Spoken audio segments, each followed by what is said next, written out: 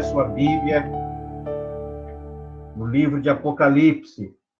Irmão, você está no culto, você está na igreja, a igreja é aí na sua casa agora.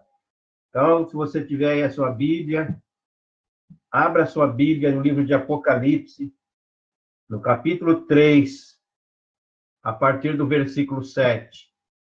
Apocalipse, capítulo 3, verso 7.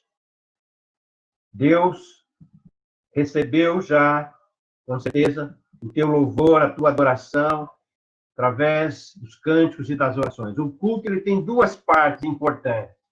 A parte em que você entrega para Deus, você oferta para Deus, oferta o teu louvor, a tua adoração, oferta para Deus a glorificação.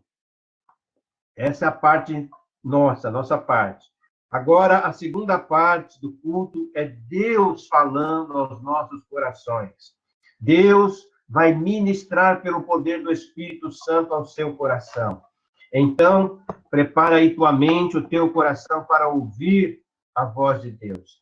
Como diz o hino, fala comigo, Senhor. Diga aí no seu lugar, fala comigo, Senhor.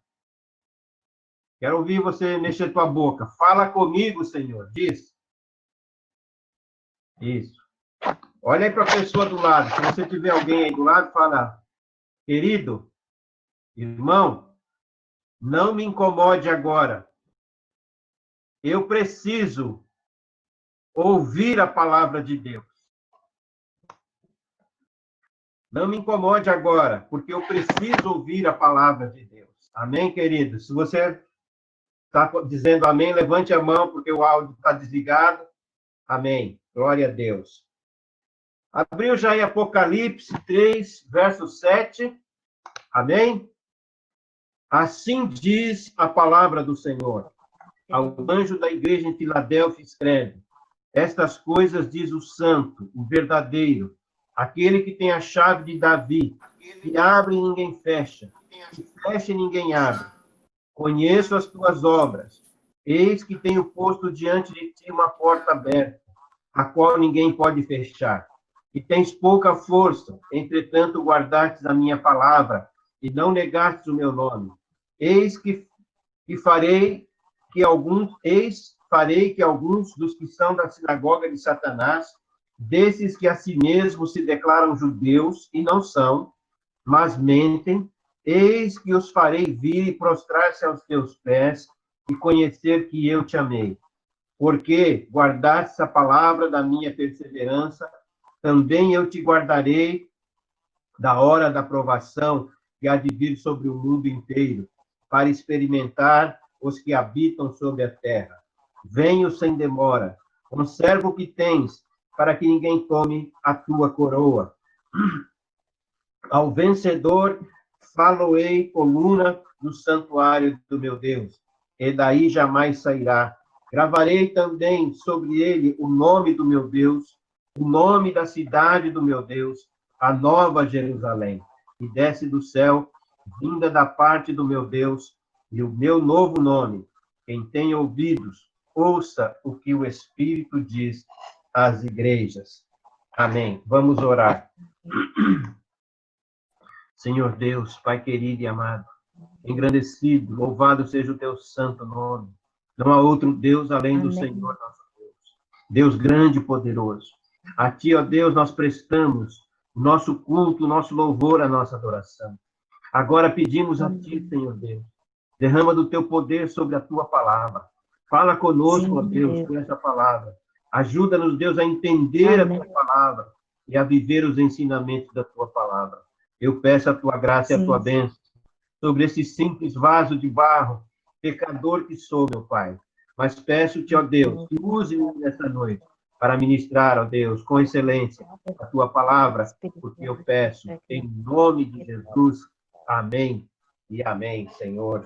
Glórias a Deus. Aleluia. Amém. Eu quero, hoje o nosso tema é o seguinte: Jesus protege e abençoa o seu povo quando este povo obedece a sua palavra. Muitos cristãos querem a bênção de Deus mas não querem o Deus da bênção. Querem receber a bênção de Deus, mas não querem servir ao Senhor em espírito e em verdade. Não querem obedecer aquilo que a palavra de Deus nos tem ensinado. Aqui, nesta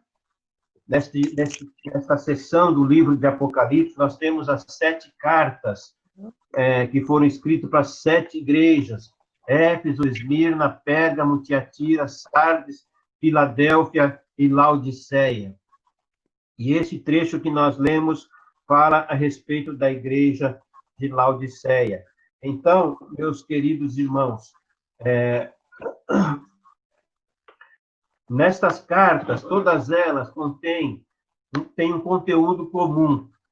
Tem o destinatário da carta, a igreja tal, há a designação da pessoa do Senhor Jesus. Aqui ele fala que ele é o santo verdadeiro. Há um elogio para a igreja, há o reconhecimento do trabalho da igreja. Algumas igrejas, a maioria tem uma crítica por algum tipo de erro ou pecado, e há exortação e advertência para ouvir a voz de Deus, ouvir o Espírito Santo de Deus. E no final de cada carta, há uma promessa de bênção ao que vencer. Nesta carta de Filadélfia, para a igreja de Filadélfia, não há críticas, somente elogios, não há advertência, não é? Então, aqui, quando ele começa falando ao anjo da igreja, alguns estudiosos, alguns teólogos pensam que é um anjo mesmo, um anjo celestial que trabalha, que age naquela igreja. Né? Eu, particularmente, não penso desta forma. O anjo da igreja aqui, a palavra anjo no grego, angelos, é mensageiro. Então, para mim, aqui, o anjo da igreja é o pastor da igreja. Porque Deus, se Deus tivesse que falar com um anjo celestial, ele não ia mandar João escrever uma carta para o anjo, ele ia falar diretamente ao anjo. E mesmo porque depois o conteúdo da carta é direcionado à igreja. Deus protege e abençoa seu povo quando este povo obedece à sua palavra. A igreja de Filadélfia era uma pequena igreja na região que hoje é a Turquia. Significa, a palavra Filadélfia significa amor fraternal. Tanto a cidade como a igreja eram pequenas. A igreja de Filadélfia era a mais nova das 7 igrejas do Apocalipse.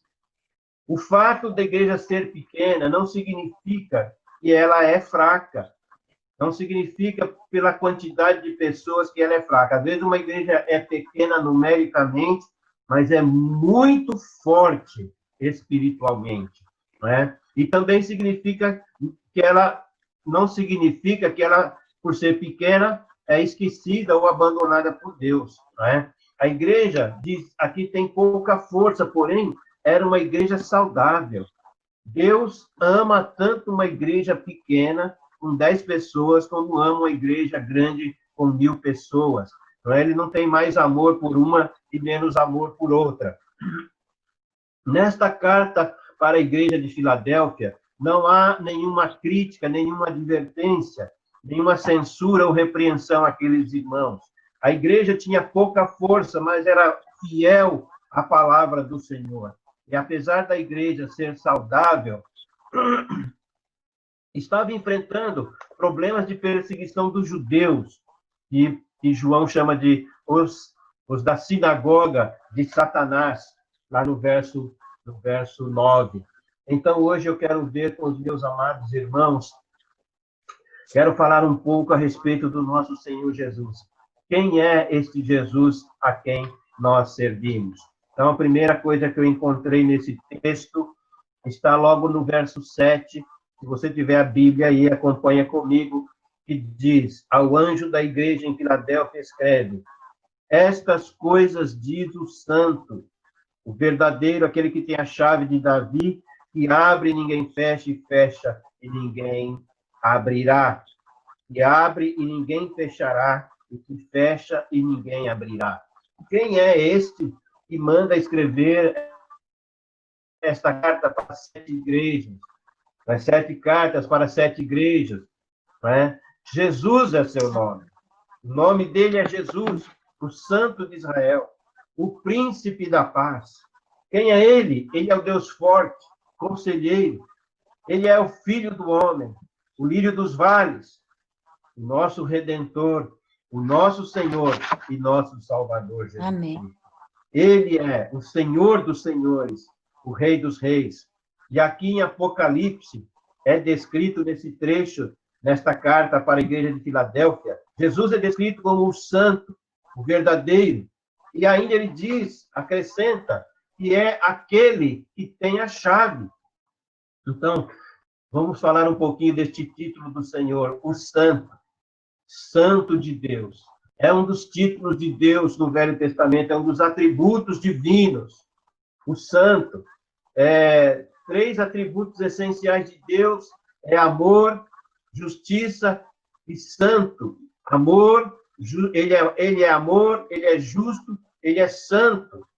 É um dos títulos de Deus, é um dos atributos divinos essenciais. E se Deus não tivesse esse atributo da santidade, nós estaríamos completamente perdidos. Né? E na Bíblia aparece muitas vezes quando a Bíblia fala que Deus é santo. E no Novo Testamento refere que o Messias de Deus é chamado várias vezes de santo. Lá em Marcos, capítulo 1 do Evangelho de Marcos, Jesus estava numa sinagoga, Jesus estava em uma sinagoga em Cafarnaum, quando lhe trouxeram um homem possesso de espírito imundo. E quando aquele demônio viu ao Senhor Jesus, bradou em alta voz: que temos nós contigo, Jesus Nazareno? Viestes perturbar-nos? Bem sei que és o Santo de Deus. Então, o próprio demônio, o próprio diabo maligno, reconhece que Jesus Cristo é o Santo de Deus. Jesus era e é o Santo de Deus, porque ele é santo, santo, santo. Quando aparece lá em Isaías capítulo 6, que o profeta contempla a glória de Deus, o templo está cheio de fumaça, os anjos esvoaçando, aí os anjos, os querubins cantam, santo, santo, santo é o Senhor. Era, então, uma cristofania, o Cristo entronizado e os anjos ali reconhecendo a santidade do Senhor Jesus. Verdadeiramente, o Senhor Jesus, depois que se fez homem, se tornou carne, em tudo ele foi tentado, mas sem pecado. Não pecou em nenhuma situação. Jesus é o verdadeiro, ele diz aqui, o santo, o verdadeiro. Jesus é o verdadeiro. E a palavra na língua original quer dizer que ele é real, que ele corresponde à realidade, à verdade. Aquele que é fiel, que é confiável, você pode confiar nele, porque ele é fiel. Podemos confiar em Jesus, pois ele sempre, irmão, sempre vai cumprir as suas promessas, vai cumprir a sua palavra. E aquele que duvida do Senhor é como a onda do mar, fica parecido com as ondas do mar, diz Tiago em sua carta. Não pense tal homem que vai conseguir alguma coisa em sua estabilidade. A onda do mar que não tem parada, sobe e desce, sobe e desce. Então, muitas pessoas são assim, confiam e não confiam, confiam e não confiam, confiam em Deus e desconfiam de Deus. Não vai conseguir nada da parte do Senhor. Podemos confiar em Jesus, pois ele sempre vai cuidar de nós, vai estar conosco. Ele diz: estarei convosco todos os dias até a consumação do século. Deus é fiel, Deus é verdadeiro em suas promessas para o seu povo, para a sua igreja. Ele diz mais que Jesus tem a chave, o verdadeiro, aquele que tem a chave de Davi. Que chave é esta? Claro que não é uma chave física para abrir a porta de algum imóvel, não é uma chave física, mas apesar de não ser física, ela é uma chave real, obviamente aqui é figurado, refere-se à chave do reino messiânico. É aquela chave que abrirá as portas do reino do Senhor para a sua igreja, para o seu povo. Ele diz mais, que ele abre uma porta e ninguém fecha. A porta que Jesus abre, ninguém fecha, irmão. A porta que ele fecha, ninguém abre. Então não adianta pessoas investirem contra a igreja do Senhor, contra a obra de Deus. O diabo não pode fechar a porta que Deus abre. Você não pode, eu não posso. Os inimigos da igreja não podem. O governo não pode fechar a porta que o Senhor abre, calar a boca do povo de Deus, porque a igreja está viva. O Senhor tem agido sobre nós. E o Senhor Jesus, só Ele tem a chave do reino. Ele recebeu poder absoluto para permitir o acesso do pecador ao seu reino. Eu e você só podemos entrar no reino de Deus através da porta que é Jesus. Ou excluir. Ele tem poder para receber no reino ou excluir aquele que ele não quer no reino. A mensagem da palavra de Deus sempre é pregada e ela não volta vazia, ela cumprirá o propósito para o qual foi enviada, seja salvação ou seja perdição. Outra coisa importante sobre a pessoa de Jesus é que o poderoso Jesus conhece o teu interior, conhece as tuas ações, conhece as tuas ações e o teu interior. Verso 8 da palavra de Deus diz assim: conheço as tuas obras, eis que tenho posto diante de ti uma porta, a qual ninguém pode fechar, e tens pouca força. Entretanto, guardaste a minha palavra e não negaste o meu nome. Então, Jesus conhece o que nós fazemos pelas nossas obras, de bem ou de mal. Ele conhece o que fazemos. A igreja de Filadélfia tinha uma grande riqueza. Eles tinham excelentes obras para oferecer ao Senhor. Né? Era uma igreja que servia ao Senhor de todo o seu coração. Então, apesar de ser uma igreja pequena, eles trabalhavam de forma que agradavam ao Senhor, serviam ao Senhor em espírito e em verdade. As nossas obras, as nossas atitudes, as nossas palavras, os nossos pensamentos podem agradar ou desagradar o Senhor. E eu espero que você, meu amado irmão, minha irmã, tenham obras que venham a agradar o teu Senhor. Deus colocou uma porta aberta diante daquela igreja. Essa porta aberta é uma garantia de que a igreja vai entrar, garantia de entrada da igreja do reino de Deus. A igreja somos nós, pessoas, a igreja não é prédio, a igreja não é o tijolo e o cimento, a igreja é você, é o teu coração. Então, pode ser que Deus, ele disse, eu abri, tenho colocado uma porta aberta.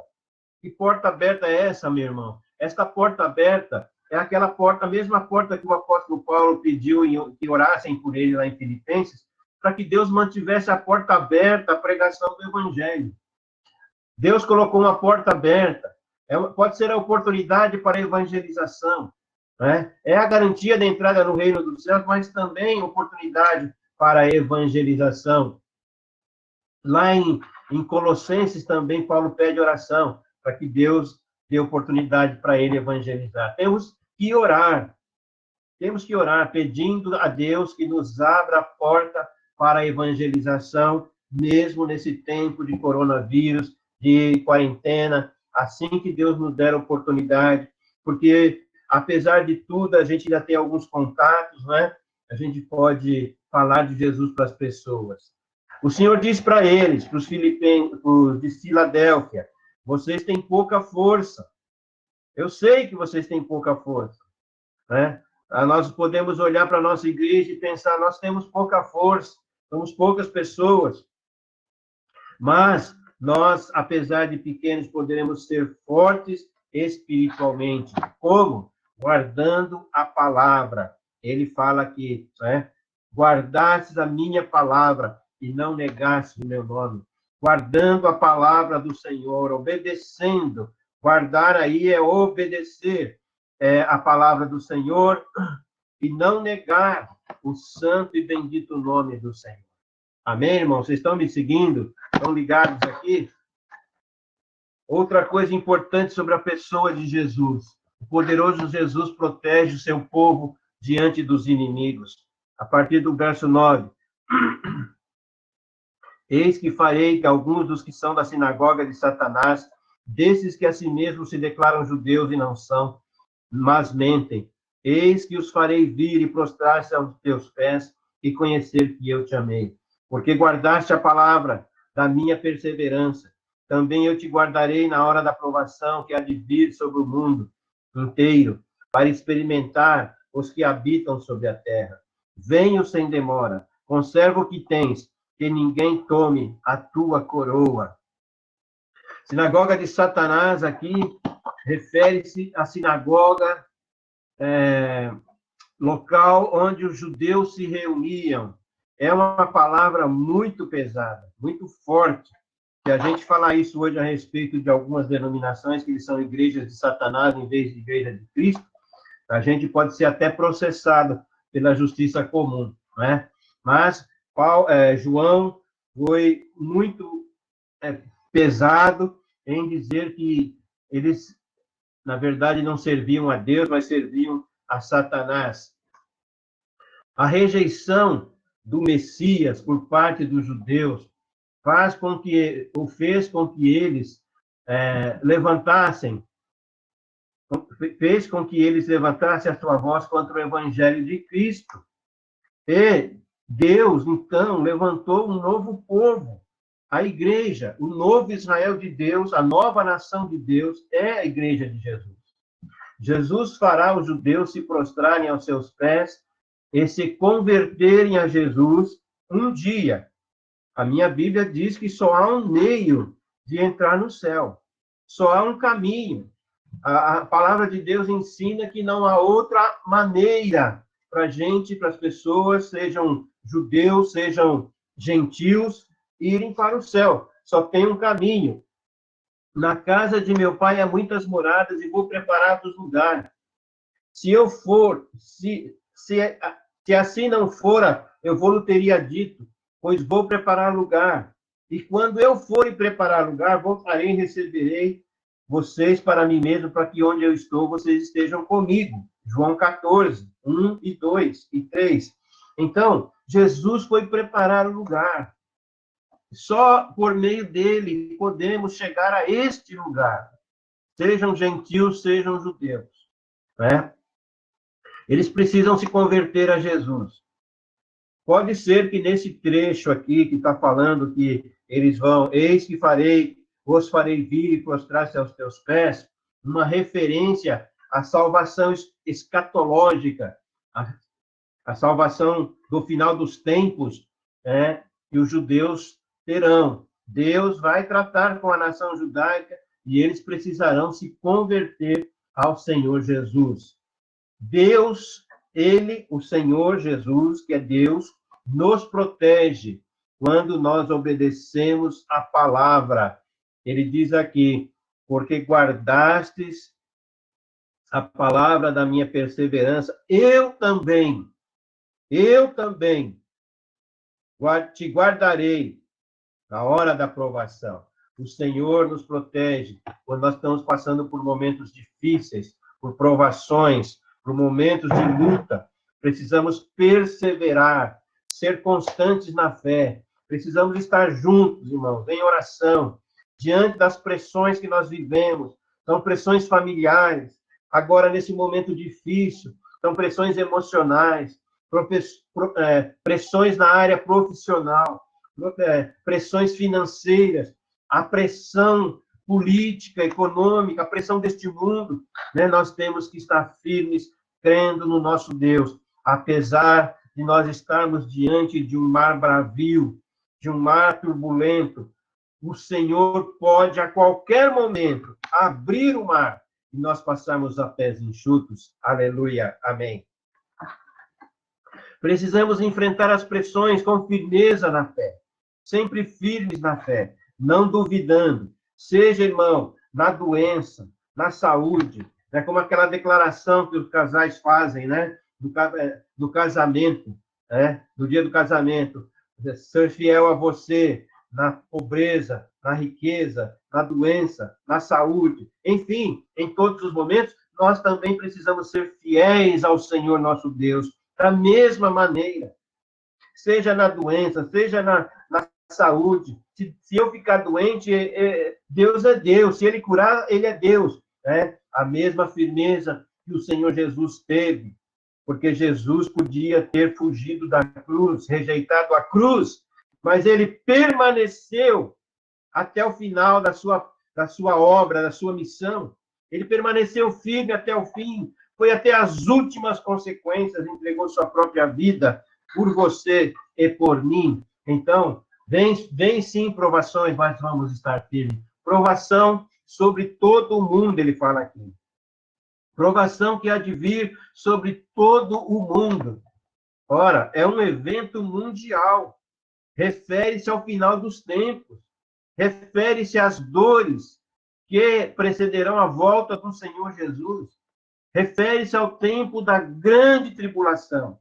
O Senhor, quem crê que a igreja vai passar pela grande tribulação, como eu creio, o Senhor nos preservará no meio da grande tribulação. Eu entendo que a igreja vai passar pelo período da grande tribulação, mas ele diz aqui, eu te guardarei da hora da provação que há de vir sobre todo o mundo. É um evento mundial. Ele vai guardar a sua igreja. Graças a Deus, pois ele mesmo vai nos guardar e vai nos proteger, assim como ele faz agora no seu dia a dia, no meu dia a dia. Ele fará também naquele tempo da grande tribulação. Ele mesmo vai proteger o seu povo. E no verso 11 ele fala, venho sem demora. Ora, que vinda é essa do Senhor? Segunda vinda.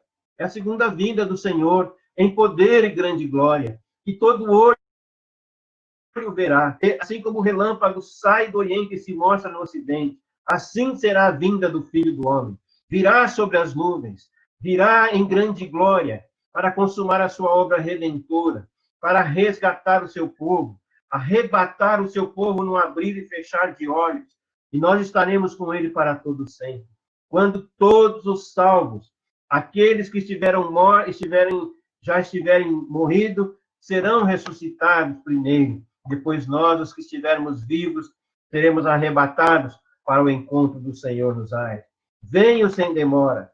Conserva o que tens. Conserva a tua espiritualidade. Conserva a tua fé. Conserva a unção do Espírito Santo sobre a tua vida. Unção para pregar, para ministrar, para orar pelos enfermos, para orar pelos viciados, como o pessoal foi lá na casa de recuperação essa semana. Esta unção tem que ser conservada, que o Senhor nos deu, para que ninguém tome a tua coroa. É a coroa da glória, né? A coroa que o Senhor tem para nós. Todos os salvos estaremos para sempre com Ele. Ele virá para estabelecer, para arrebatar a sua igreja e para estabelecer o seu reino eterno. E nós, diz a palavra de Deus, reinaremos com Ele. Seremos reis e sacerdotes com Ele para todo sempre. Aleluia! Glórias a Deus. Outra coisa importante aqui, o que Jesus Cristo faz. O poderoso Jesus promete bênçãos ao que vencer. Verso 13. Verso 12. Ao que vencer, falo-ei, coluna no santuário do meu Deus, e daí jamais sairá. Gravarei também sobre ele o nome do meu Deus, o nome da cidade do meu Deus, a nova Jerusalém que desce do céu, vinda da parte do meu Deus, e o meu novo nome. Quem tem ouvidos, ouça o que o Espírito diz às igrejas. Ao que vencer, ao vencedor. Ora, a Bíblia diz que em todas as coisas nós somos mais do que vencedores. Lá em Romanos, em todas as coisas nós somos mais que vencedores. Então, você já é um vencedor. Fala aí para a pessoa do seu lado, se você está aí com alguém do seu lado, diga para ele, você é um vencedor, você é uma vencedora. Fala para essa pessoa aí, em nome de Jesus. Amém. Ele fala que nós seremos vencedores. Ao que vencer, nós cremos que os salvos vencerão, perseverarão. Aquele que perseverar até o fim, esse será salvo. Nós cremos que os salvos, aqueles que creem, serão guardados pelo poder do Espírito Santo de Deus, serão guardados pelo poder de Deus e vão perseverar até o fim. São vencedores, em nome de Jesus. Ele diz que serão feitos coluna do santuário. Coluna do santuário é a certeza do reino, da aceitação do reino eterno do nosso Deus. Diz que vai gravar o nome, símbolo de posse. Eu pertenço ao Senhor. Você pertence ao Senhor. Diga, eu pertenço ao Senhor. Eu pertenço ao Senhor. Você também. Então, vai gravar o nome dele. É símbolo da posse. Pertencemos a Deus. Os seguidores de Cristo recebem o seu nome, né? Somos cidadãos dos céus. O novo nome que ninguém sabe. Ele diz que ninguém sabe. E aqui em Apocalipse 19, no verso 12, está escrito: os seus olhos são chamas de fogo, na sua cabeça há muitos diademas. Tem um nome escrito que ninguém conhece, senão ele mesmo. Então, só ele sabe este nome. E ele diz aqui, vou gravar meu novo nome.